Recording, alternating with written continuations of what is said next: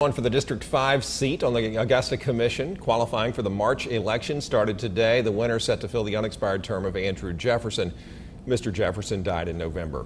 News Channel 6's senior reporter George Askelin live in our newsroom. And George, voters in District 5 are going to see some familiar faces. Right, the interim commissioner for the district and the last challenger in District 5 and more in a race that could stretch on past the Masters.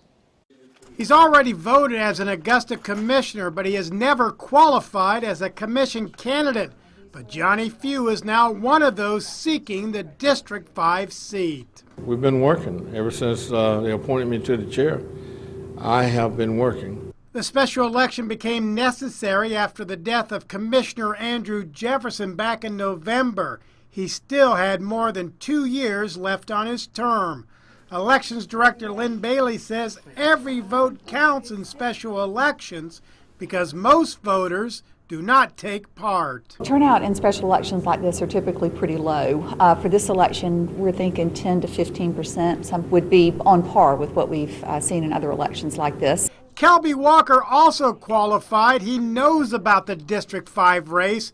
2 years ago, he lost to Andrew Jefferson, something he calls a learning experience. He showed me a lot, and I learned a lot from him from that past race. So I thank him for the contributions he made to this community. Former Glen Hills principal Bobby Williams is also tossing his hat into the ring.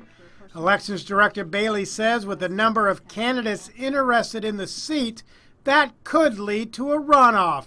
And if that happens, early voting for it would take place during Masters Week.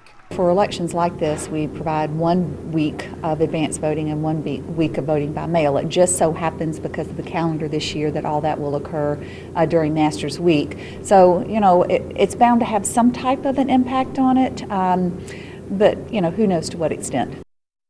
By being appointed interim commissioner by the commission in December, Few gets the benefit of having the letter I for incumbent by his name on the ballot during the special election.